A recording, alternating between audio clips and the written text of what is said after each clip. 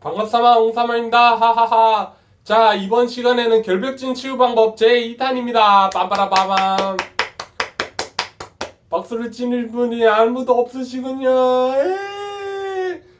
그러나 여러분들께서 결벽증 치유 방법에 대해서 완벽하게 이해를 하시고 결벽증 치유에 대해서 제가 사회 헌신의 마음을 가지고 여러분들 결벽증을 아픔을 겪으신 분들이 전 세계에 계시는데 그 많은 아픔을 제가 치유해드리기 위해서 따봉 헌신을 다하는 마음으로 얘기를 드리겠습니다. 우선 인지행동 치료에 대해서 얘기를 드리겠습니다. 그 전에 잠깐 설명을 드리면은 그전 강의 바로 전에 강의 나와 있거든요. 보시다시피 한의사 선생님께서 빛과 어둠이 있다. 그런데 이 어둠을 뭐 파리, 모기, 뭐 그다음 뭡니까? 바퀴벌레를 싫어하지만은 우리들이 먼지를 싫어하지만은 그런 존재가 있다는 것을 인정을 하는 순간 우리가 빛을 보고 행복해질 수 있다는 겁니다. 완벽주의를 버리는 순간 나 자신을 사랑하고 소중히 하고 결벽증이 치유가 된다는 겁니다. 그렇기 때문에 우리가 완벽주의를 버려야 된다는 것이 첫 번째 가장 중요한 방법입니다. 그리고 인지행동 치료에 대해서 얘기드리겠습니다.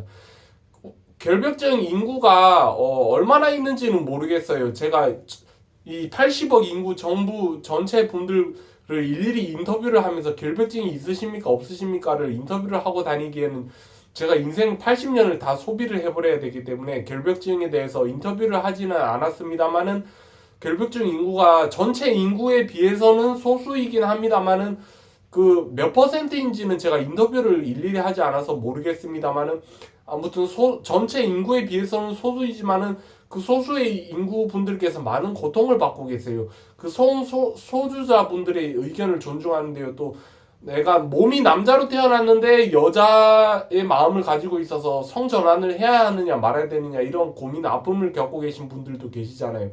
그분들과 마찬가지로 우리가 결벽증의 아픔을 겪고 계신 분들이 전체 인구에 비해서는 소수이긴 합니다만 그 아픔을 갖고 계신 분들은 너무 아픔을 많이 갖고 계세요. 그래서 결벽증 완벽치유 이 영상을 보셨다면 따봉입니다. 결벽증이 심하신 분들을 보시면은 제 결벽증 30년 경험을 바탕 데이터로 해서 치유를 해드릴 테니까 걱정 마시라는 겁니다. 따봉입니다. 저도 결벽증 때문에 뭐 정신병원 자진 입원, 정신과 상담, 심리상담센터의 심리상담, 그리고 정신과 약 복용하기, 종교의 힘 빌리기, 한방병원 자진 입원하기, 침 맞아보기, 온갖 안 해본 것이 없습니다. 돈 드는 비용만 해도 1,000만 원이 넘었어요. 그만큼 많은 데이터를 가지고 그리고 결벽증 원인이 뭔가 그 초록색 검색창 있잖아요. 검색 지식인이나 뭐 정보 자료에 대해서 검색도 엄청나게 수없이 수백 번을 해야 했어요. 어떻게 하면은 결벽증을 나을 수 있을까? 이 원인이 무엇인가에 대해서 검토를 해보였는데요. 우선 결벽증에 대한 그 원인은 본론으로 얘기 드리기 전에 둥글레 차 한 잔 마시겠습니다. 여러분들께서도 차 한 잔 마시고 여유를 가지면서 겨울에 따뜻하게 구수하다. 좋았어. 힘이 납니다. 예, 여러분들께 강의할 힘이 납니다. 무슨 얘기까지 하다 말았습니까? 예, 결벽증에 대해서 힘이 납니다. 여러분들께서 나아질 수 있으시니까 내가 결벽증 때문에 평생 낫지 못할 거야. 평생 고통스러울 거야. 뭐 자살 충동이 일어나 그런 얘기 끝.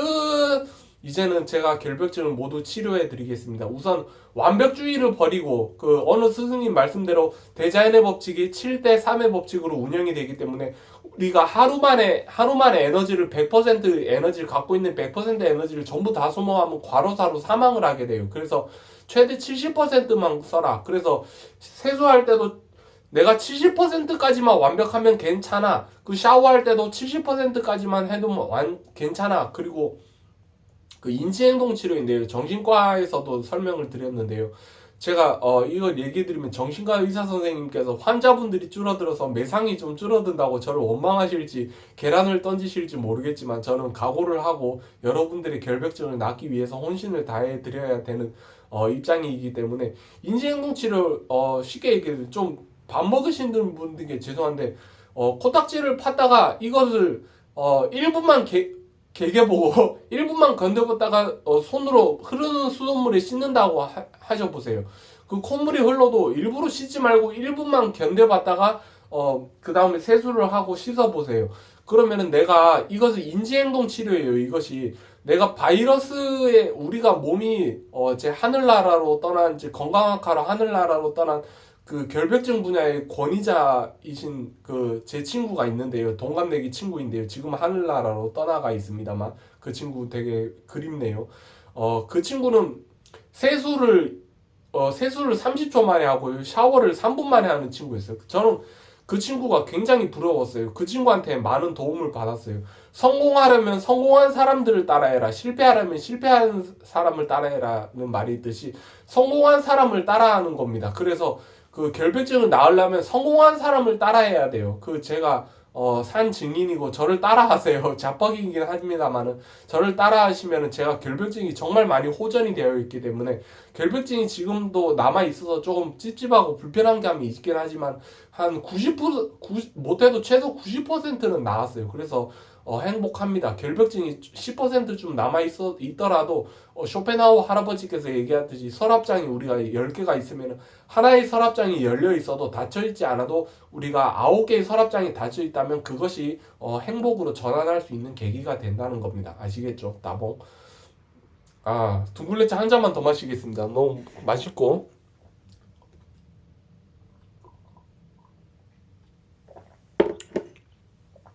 그래서 인지행동 치료로 우리가 샤워를 할 때도 70%만 완벽하게 씻는다. 100% 완벽하게 씻어야만 완벽하게 씻어진다가 깔끔하다가 아니고 70% 이상만 최소 70%만 씻어지면 완벽하다. 세수도 좀 콧물이 있어도 코딱지가 묻어 있어도 세수만 해서 그냥 뭐 눈에 보자마자 우와 지저분하네. 어느 스님 말씀처럼 돼지우리 나오겠네. 지저분하네 귀신 나오겠네 라는 말만 안 나오면 괜찮다. 그래도 괜찮다. 완벽하지 않아도 괜찮다. 나 자신을 사랑해. 나는 소중해. 라는 것을 깨달으시고요.